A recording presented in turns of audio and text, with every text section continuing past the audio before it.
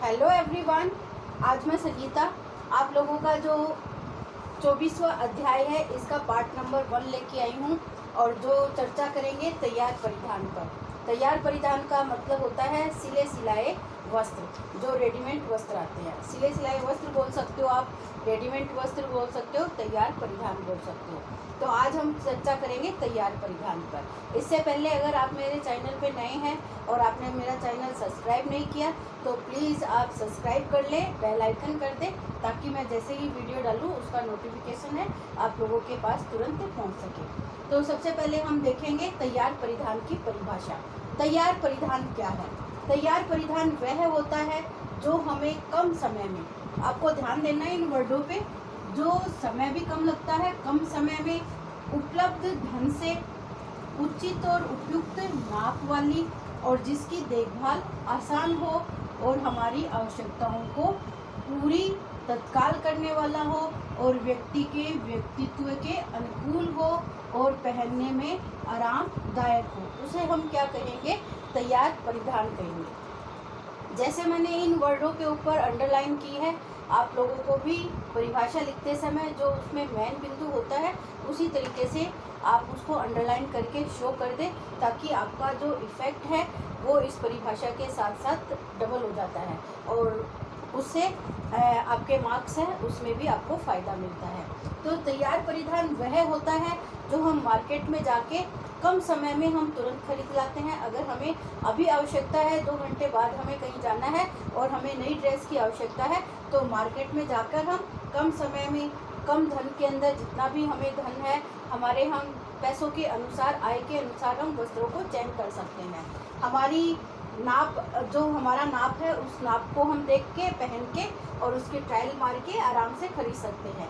आसानी से उपलब्ध होने वाली है, हमारी आवश्यकताओं को तत्काल पूर्ति करता है और व्यक्ति के व्यक्तित्व के अनुकूल होता है, उसे ही हम क्या कहेंगे?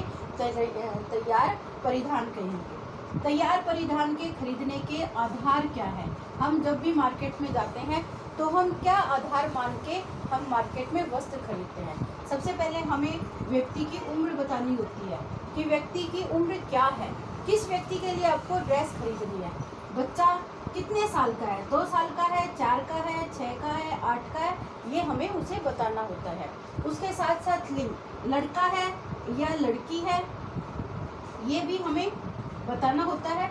उसके बाद ही हम उस वस्त्र का चयन करेंगे, क्योंकि लड़के के पहनने के अलग वस्त्र होते हैं और लड़कों के पहनने के अलग वस्त्र होते हैं।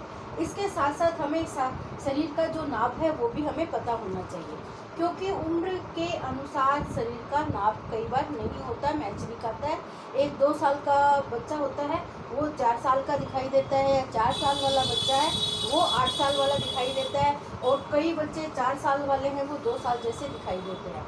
तो इसके लिए हमें शरीर का नाप का पता होना चाहिए, खासकर कमर और लंबाई, ये हमें पता होना चाहिए, ताकि हम जिस व्यक्ति के लिए, बच्चे के लिए वस्त्र खरीद रहे हैं वो उसके सही आए।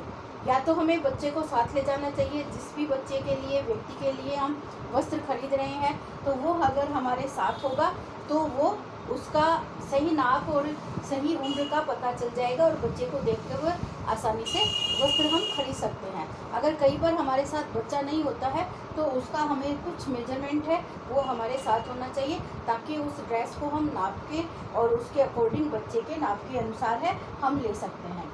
एक व्यक्ति का व्यक्तित्व किस प्रकार का है, ये भी हमने एक लेसन के अंदर, पीछे वाले लेसन में ही देखा था कि व्यक्तित्व का निखार उसके वस्त्रों से आता है। ये क्यों आता है? क्योंकि हमें उम्र और शरीरी नाप तो पता है, लेकिन जब तक हमें ये नहीं पता है कि वो लंबा है, पतला है, गोरा है और काला है, ये सब हमें पता होना जरूरी होता है, क्योंकि उसी के अनुसार हम वस्त्रों के रंगों का चयन करेंगे।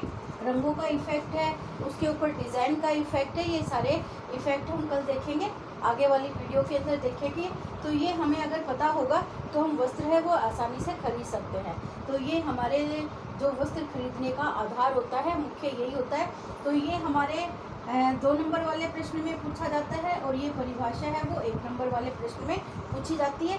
इसलिए इन दोनों बिंदुओं को आप तैयार कर लेना और अपनी कॉपी के अंदर इनके प्रॉपर नोट्स बना लेना, ताकि हम इसको आगे वाला पार्ट है वो आप लोगों के लिए कल लेके आऊँगी। और इस तरीके से अगर आप पढ़ोगे तो आपके मार्क्स भी अच्छे आएंगे और आप लोगों की तैयारी भी साथ साथ होती रहेगी। तो ऑल द बेस्ट बच्चों, थैंक यू।